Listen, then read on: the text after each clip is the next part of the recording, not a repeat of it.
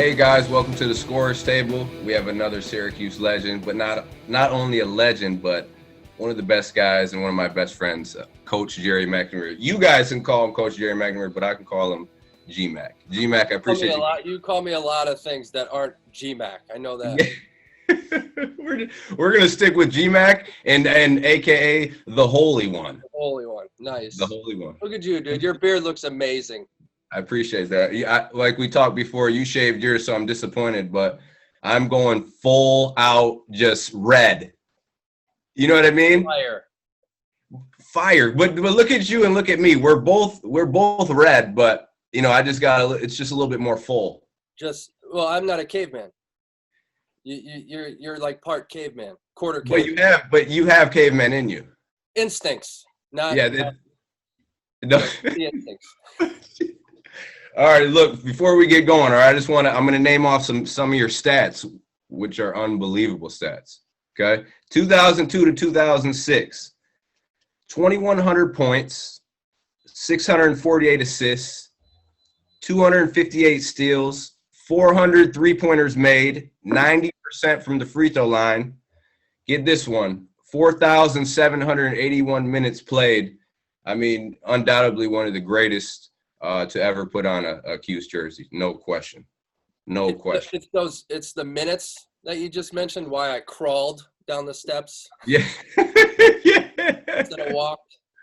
See, that's what the people don't know. They don't know, how your body feels after, just putting yourself through a car wreck. Yeah. Well, unfortunately, I wasn't physically blessed the way that some are, you mentioned those numbers, and to me, it's just, it's literally like the flash of how quickly a career goes by as far as, and you went through it like I did. This place at Syracuse, just, how special it is to us. And, I was just really, really blessed that I played with some greats. Like I played with some great players, and when you come in and you have the type of guys around you that we had, where not just great players, but great people, like you said, you and I have become closer. I mean, you're talking, is it like 14, 15 years now of friendship. So, yeah, man, I was really, really blessed to play with some great players here, and, fortunate to play for an unbelievable coach and have the support of this place. This place is unique. Absolutely. So we're gonna go right into your freshman year, 2002 2003. I mean, a pretty good year for you guys, right? Your first year, your freshman year, you win a championship to start off your career. So tell me about that season, that journey, and how that helped your confidence going forward. Winning the championship as a freshman. What did that do for you going forward in your career? Well, it was kind of like a roller coaster a little bit. We started off the season, the first game of the year, we lost. We lost down in the Garden to Memphis, who was also a really young team that year. So for us, for a young group, it was probably the best thing probably to happen to us.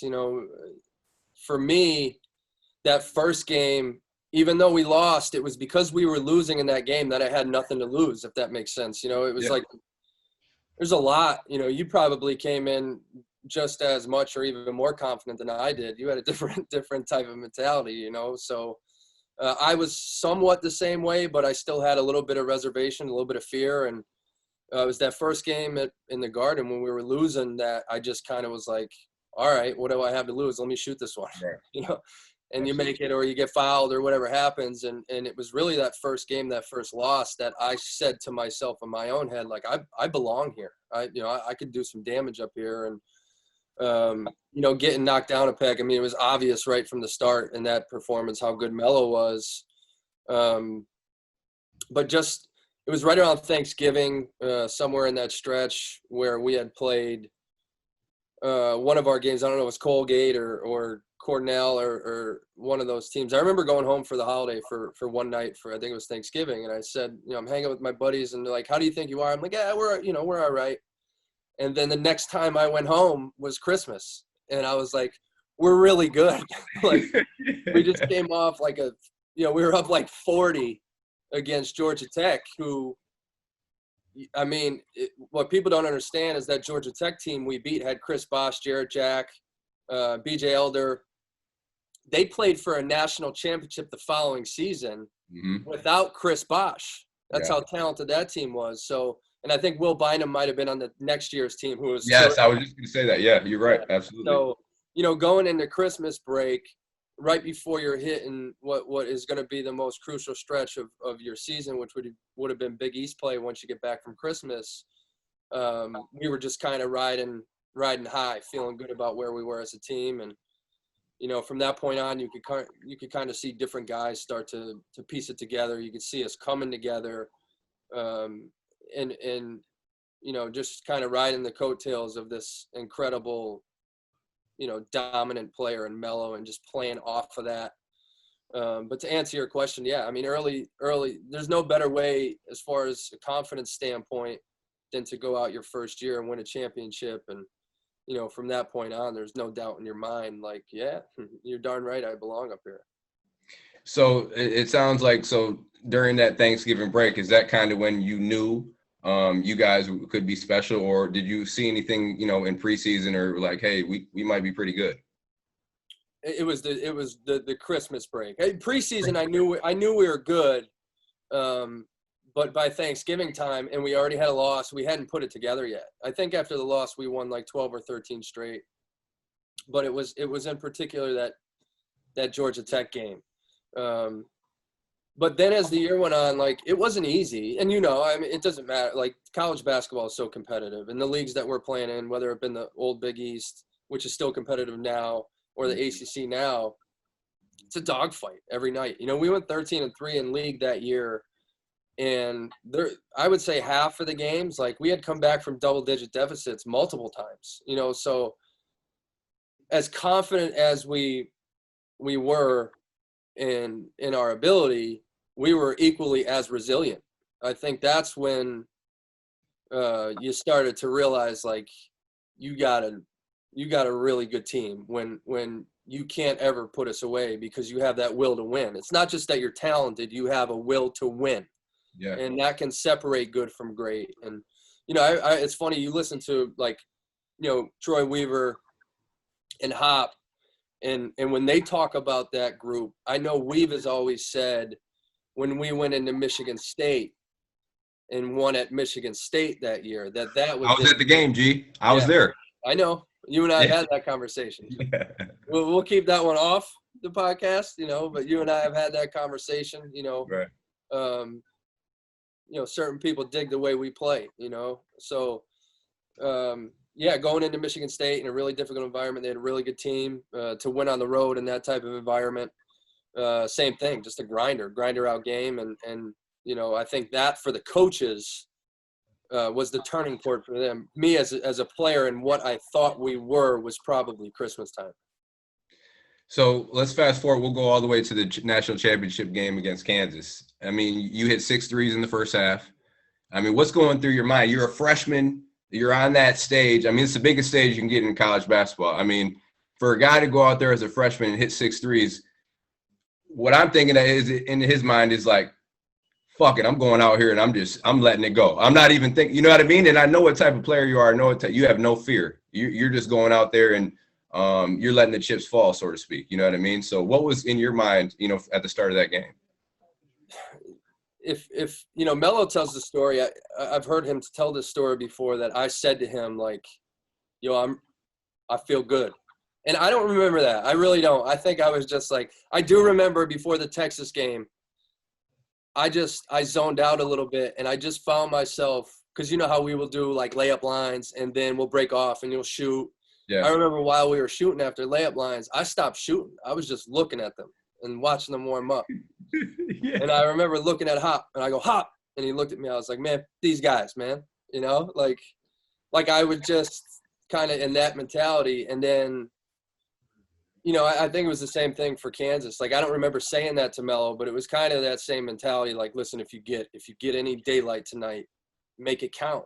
Make it count. This is the stage you've been working for your whole life. This is what you've always dreamt about. Like, take advantage of it. That's the way I was thinking. And, then I hit the first 2, and then it was the crossover that I hit that was really deep, was kind of the wiggle shot. It was the you made 2, you're on a run, like this could hurt them. if you miss it, it's not going to kill your confidence, but it could also elevate you through the roof. And that was I think it was the third shot I hit that was like, all right, now we're boogieing, and then, Queth is hitting shots, and, Melo's doing what he does. And, it was just, to me, the feeling, like, we're both, and we've been around each other for so long, like, super, super competitive. And when you work for something that you envisioned and you get there, I think it's just like, man, like I said, you just got to make this moment count. Do everything you can. You're going to take advantage.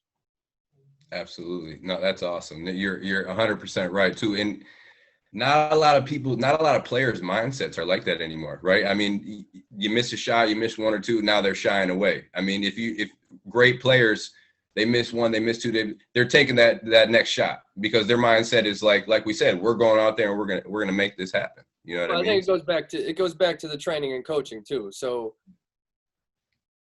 you train differently, and you trained yourself to feel like you were always the best player. And one of the things that I always loved about playing for Coach, especially as a shooter for him, is you better not doubt yourself. 100%. Don't doubt yourself. If you could rip it here, rip it. Like that's the I've always loved that about him. He said in the past, he has said to me, about certain guys, like, yeah, I didn't want to get him out in that stretch because I just felt like if he hit one or two in that stretch, it could blow the game open. Yes. You think about it, like, he is the ultimate confidence builder as opposed to the guy that coaches a kid who misses two shots and you just shut him down. So if you've earned that with Coach, like, he'll let you turn it. He'll let you rip it. And he'll eventually say, like, Gerry, what are you doing? That was a terrible shot. But, you've earned the right to continue to launch them, No, 100%. I learned that with Coach early. He doesn't like soft dudes. No. And he doesn't like dudes who are going to complain. He likes dudes who are going to go up there and get in the mix because he's like, that's him. Like, he's the same type of guy that me and you are. So that's kind of why I think really as us for players, it was so easy to play for him. Well, and it's why we've I think over all these years remained very close with him. Yeah. It's funny, the guys of all the guys I've seen, whether I played with or coached, it's the guys that don't have a lot of emotion that I think are hard for him. He wants guys to compete. And when you show your emotion on your sleeve, because he knows, like, that kid on the court wants to win at all costs, I rock with that dude. That's how he is, because that's how he thinks. Like, he knows that kid's giving everything he can to win, and that's what's most important to him. And he might make a mistake here or there, but he's going to rip someone's head off to try to make up for it. Absolutely. I mean, those are the guys that he gets along with the greatest. I mean, every coach does. Guys that that every single second of every possession of every moment are focused on one thing, making that play. Those are the guys that Coach just, I think, always clicked with because, people have talked about him like photographic memory, like that. He's like sick. No question. He can recall the time, the play, the situation. So I just think as he watches kids play, he understands that kid knows that this possession is as important as the last, and the next one's going to be as important as the one before it. So I think that's why you and I never, ever clashed with him, really. Obviously, we did some stuff where, he wasn't all that happy with us, but as far as where our mentality was, he never doubted what was most important to us. And those are the guys that I think have always clicked with him. Yeah, 100%, 100%. So you talked about Melo a little bit. What was it like playing with Melo? I mean, when did you really, say to yourself, like, man, this dude right here is a different animal? From the first time he touched the basketball. From the moment I saw him, like, we went, it's the Barnes Center now, which, I know you've probably seen the new Barnes Center next to the Carrier Dome. It's next to the Dome, it's the Barnes Center is outstanding, but it used to be Archibald, it was Archibald. And the first week on campus, we weren't I mean, the rules have changed so drastically from when I was a freshman, even from when you were a freshman, to what you're allowed to do now. And for some reason, I don't know if we weren't allowed to work out at Manley Fieldhouse back then, but we went over to Archibald as a team. You know, the text messages started going like, yo, we're going to play today. Let's get over there at, you know, such and such time. And so we go over. We got the far right court. You remember the Archibald courts? You know, you had all horizontal going right down the building. So we're on the far, and, you know, after like 5 minutes, you know, like everybody in the gym's like just inching down, like watching the Syracuse team. Like we're just going up and down. So it was about, honest to God, maybe the first possession he touched the basketball, and Queth was guarding him, and Queth was terrific. I mean, 6'6", athletic, smart, you know, experienced, fifth-year senior. And, like, what does Elijah Hughes say? Hibachi? You know, like, just, like, straight cooking. And it was right from Jump Street that this dude, like, it was obvious. And I tell this story. I've told it before. Anybody that ever asked me about Melo, this is true. I called my dad right after. Like, yeah. He's that guy. Yeah, he's that guy. So, yeah, he's just special, incredible talent. Right from the moment he stepped foot on campus. Yeah, no question. Let's talk about Coach a little bit. You already touched about him a little bit. Tell me, what was it like playing for him? And then give me, you know, we all got hundreds of Boeheim stories. Give me one that really stuck out to you when you were playing. Playing for him is the best. I mean, he is the epitome of a player's coach. If, you know, we'll put it in the young guys' terms, they like to say facts. Like, if you can boogie, you know, he is the greatest coach to play for. He doesn't micromanage you. He allows you to blossom and develop your game. He'll obviously tone you down based on what you've shown you can do in practice, and then tailor that to what you're allowed to do in a game. But he puts a great deal of emphasis, you know this, a great deal of emphasis on what you do every day. No question. About the consistency of what you're doing in practice, of what you're going. I'm going to let you continue to experiment because this is the part of your game I want you to work on. However, if you don't show strides, once you get there, you got to know that you can't do X, you know? But just the ultimate confidence builder. For me, he was exactly that. You know, he just, from the moment he recruited me, this is what I see for you. You know, and you know, Coach, it's not like he's calling you every day. Like, if Coach tells you something, that's what he thinks. And he doesn't have to tell you every day. Like, that's what you, like, that's, you know how he is, like, most honest. You know, he ain't going to pour salt and, or, you know, pee on your, or whatever his saying is, you know. Yeah, right. I get it. Yeah, absolutely. He's straightforward, you know. So he was dead honest with me from every second that I was there. And you know, the greatest thing, and you and I have talked about this because we spent that night together after it happened, but the greatest story for me is what he did for me. I mean, that's really, it was the solidification of 4 years of everything I did and tried to put into the program, and night in and night out, never missing a start, you know, going through injury, playing with the stress fracture. Like, I went through a lot, you know, physically to make sure I was there every single night. And when it mattered most in my life, not just my basketball career, he knew I was at a certain point mentally. I was exhausted physically, but mentally it had taken a toll on me because of what I was dealing with physically. And when people tried to get me, he was there for me. And that meant more to me. You know, I remember my parents saying, you know, I don't necessarily agree with the language you used, but, you know, when Gerry needed you the most, you were there for him. You went to bat for him, you stuck up for him. And, you know, that's really the greatest story for me, is sitting at that podium after we beat Cincinnati in the first round of the 2006 Big East tournament. And, you know, the guy that I, you know, committed to play for and wanted to win for, you know, rode with me every step of the way. He was there for me every inch of every step. And, you know, that is the most loyal human being that I've ever met.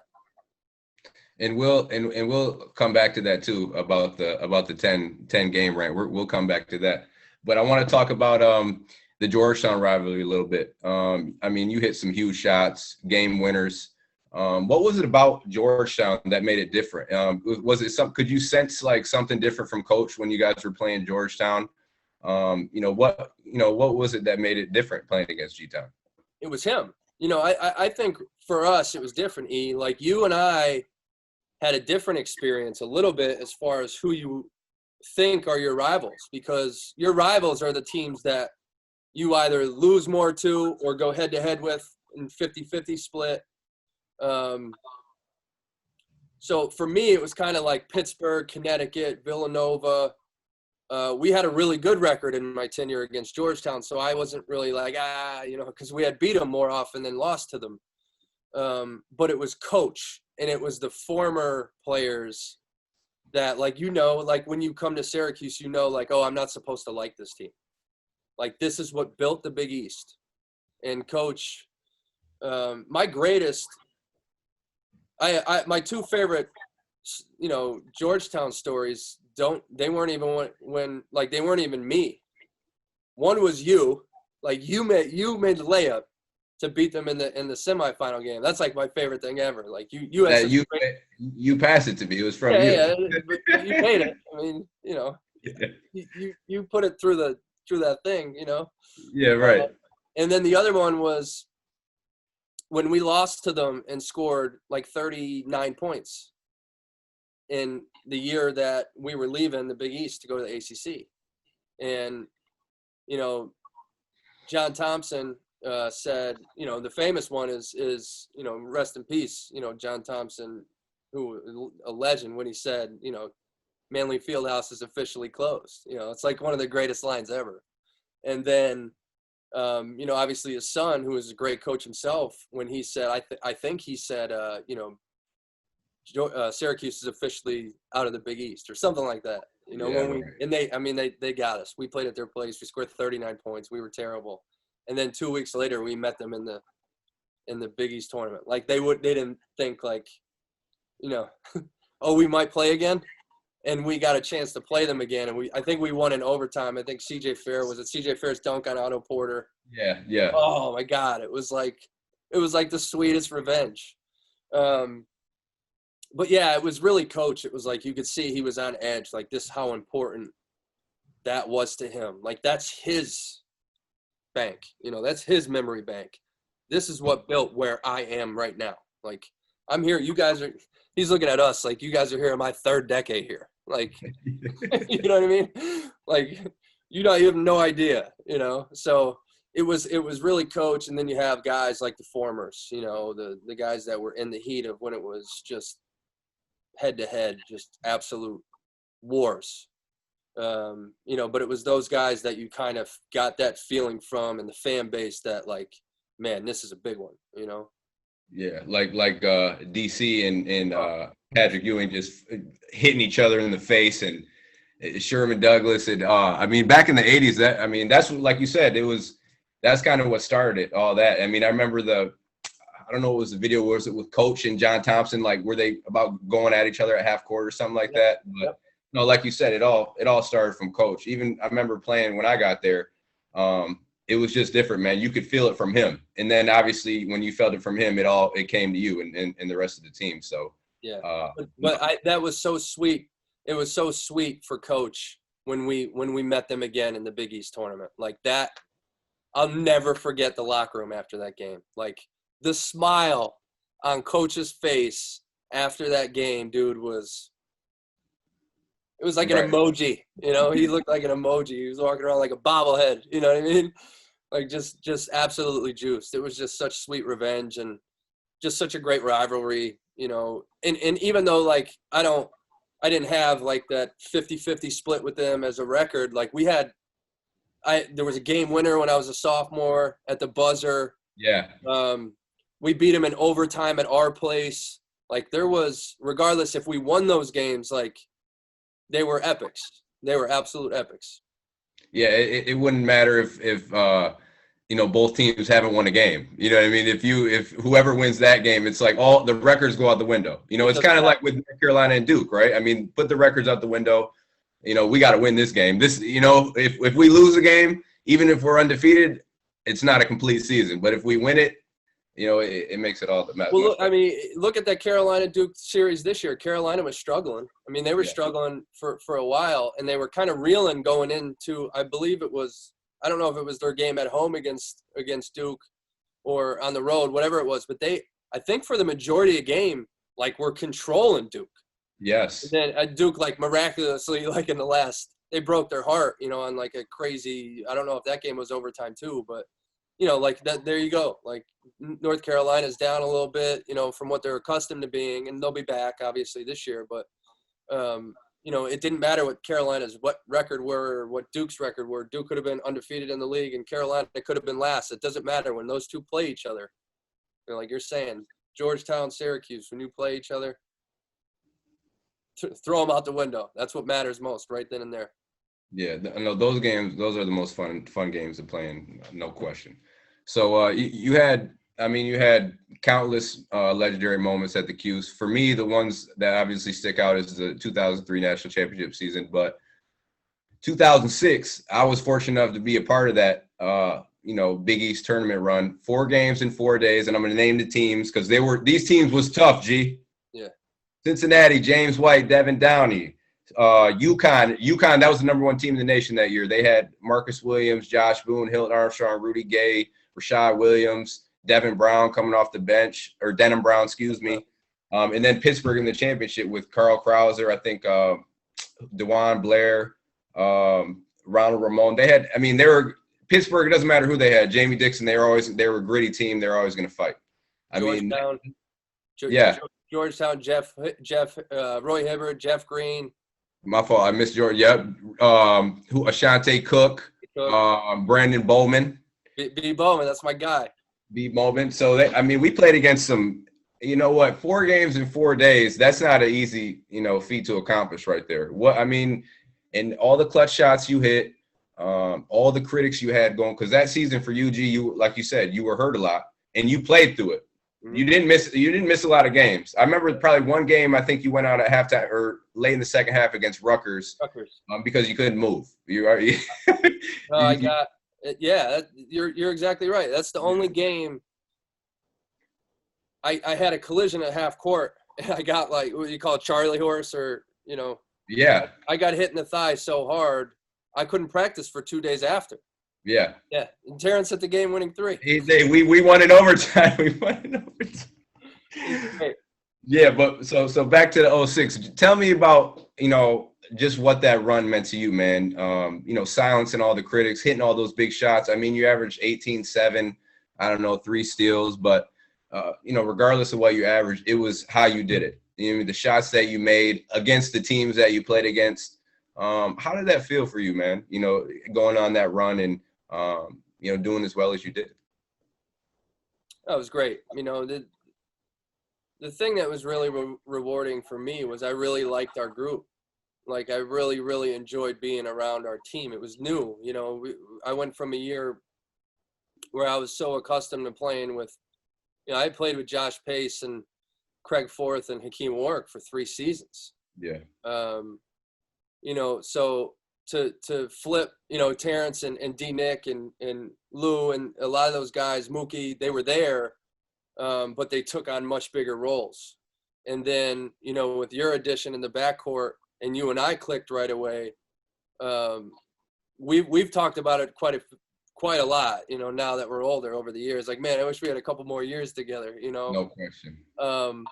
But that was the most rewarding thing for me, is just I really enjoyed our team. Even though we struggled and we didn't win as much, and it was really, really hard. Like you said, the injury was really difficult for me playing through that. But I really just kind of enjoyed that group, being around it, and we just clicked at the right time. So, and then, again, it's just the culmination. I knew my career was coming to an end. I had just come off an emotional senior night where the support from the people in Syracuse, and then I had a lot of people from my hometown come up for that.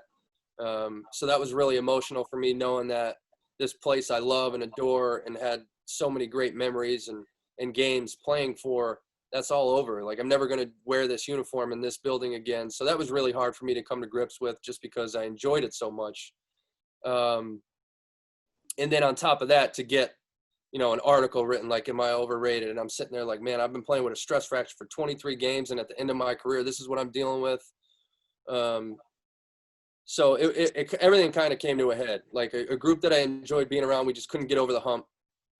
Coach going to bat for me. And then, beating some of our biggest rivals on the biggest stage in the biggest arena in sports. It was just, it was great. And the great thing is, like, what I don't think what people understand, maybe as a fan, because people that go to the Big East tournament, and people did it for years, like, oh, I went to the Big East tournament for 10 straight seasons. If your team's playing at noon and you win, it's awesome. Yeah. Like, it's fantastic. So our first 2 games in 2006 were at noon. Mm-hmm. So we went on a buzzer beater in the first game, and then we win in overtime against Connecticut, and it's like 3:30. Yeah. And we're going back to the hotel, and me and you are chopping it up, and then we went to dinner. We went across the street and went to Smith and Walensky's and had a steak like kings. And then you come back and you watch the 7 and 9 o'clock game, and like, yo, who we playing? Who we playing at 7 on prime time tomorrow night? So that week was special. And what it's funny to me, like, over all these years, like, we were the defending champs. We won it in 2005. Right. Yeah. So we won the Big East tournament in 2005, and we went down in 2006 and defended. So it was kind of everything. It was, end of a career. My man, Coach Boeheim, comes to bat when I need it most in my life, playing with a group of people that I like, that I'm lifelong friends with, that I want the best for.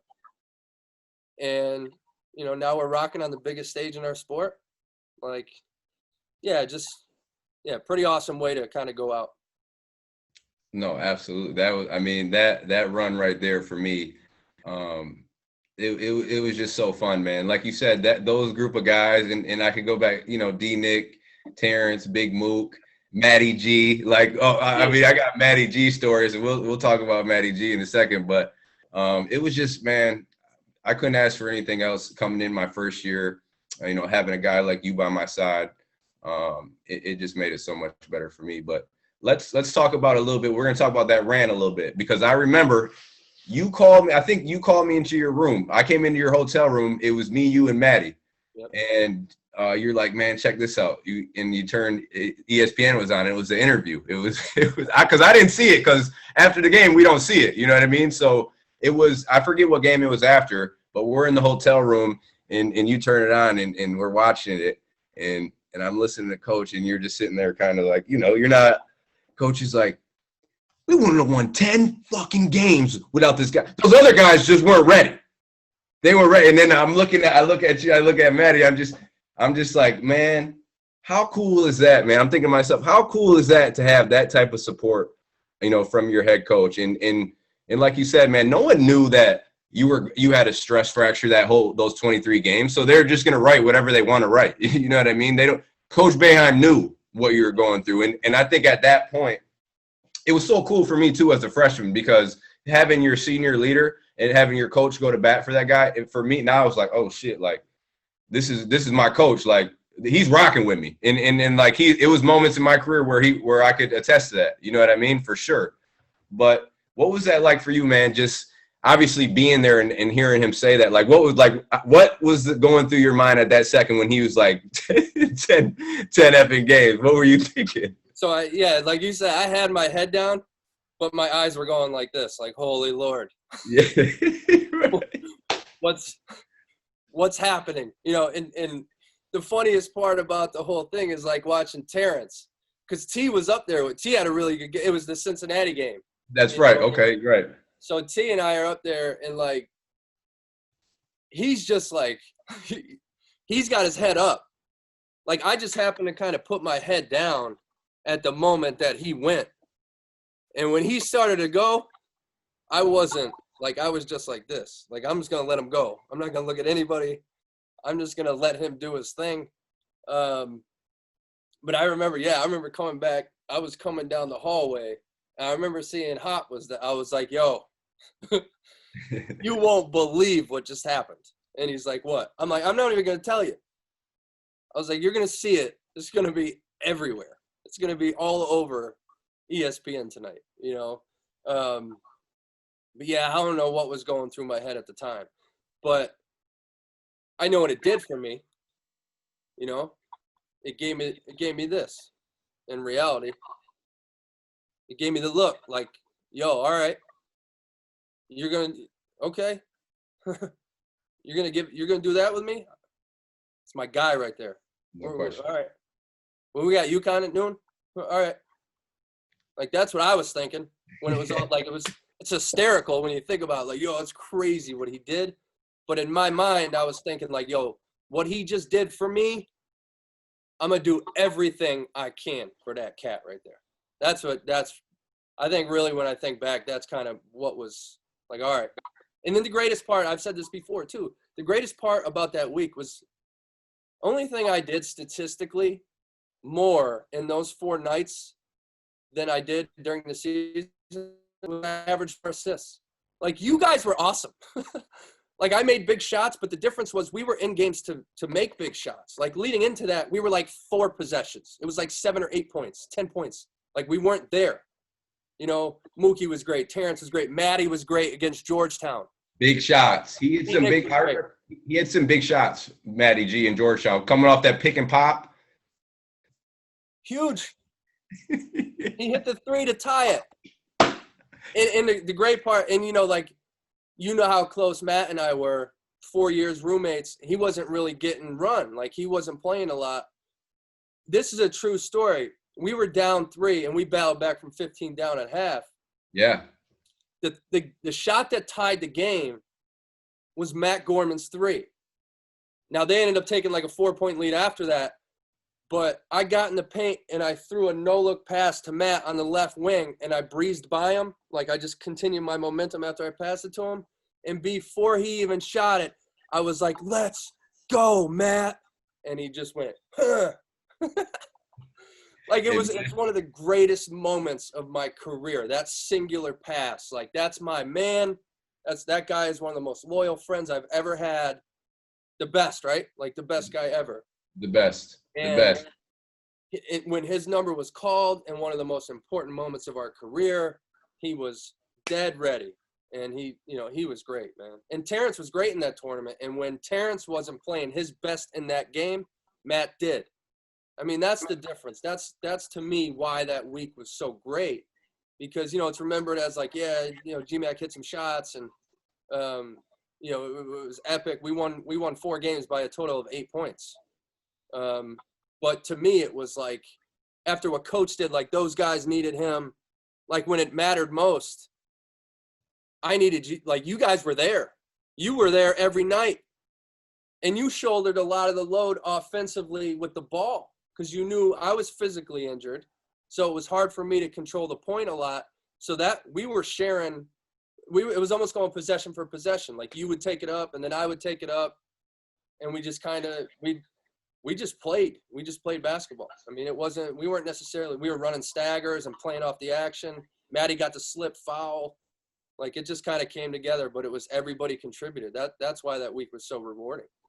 It's funny that you said, because I mean, it's kind of all coming back. I can envision it a little bit. Like, when Terrence did what he was supposed to do, stayed around the rim and just be a athletic freak, when Mookie was being aggressive, like, and that's what they were that tournament. They did everything Mookie was dunking on guys. Terrence was dunking on dudes. D-Nick was making shots. But like you said, having a guy, like you in the backcourt with me, G, like, when I see you play like that, it just like no fear. Like, I'm like that already, right? But when you got your partner in crime with you doing that, you're like, shit, I'm with it. This is how I'm rocking. Like, I'm not worried if I'm making a mistake. Like, I'm going out there and we playing ball. And that was, man, I had so much fun, man. It was likewise, Brandon. We had a great chemistry, and I think the great thing is, for me, like, this is a true story too. When you came on campus after the first time we played pickup, I made that same call. I made that same call to my dad, and I said, Eric Devendorf's really good. He's smart, he's physical, he gets where he wants to go, and he's a really good shooter. And from that point on, the great thing I loved about you was your fire. You know, it's like we talked about Coach. Like, to me, I'm sitting there playing at the top of that, and you know, to this day, we start every defensive possession with what? With the touch, yeah. Yeah, yo, let's go. And you and I did that, you know. So I knew, like, it was so great. And that Josh Pace, like, I was really lucky to not just have really talented players, to have fiery guys that were about winning. Yeah, man. Damn, yeah. See, shit. Now I want to get me like we talk about, man. I wish I had let's go play 4 more years, you know.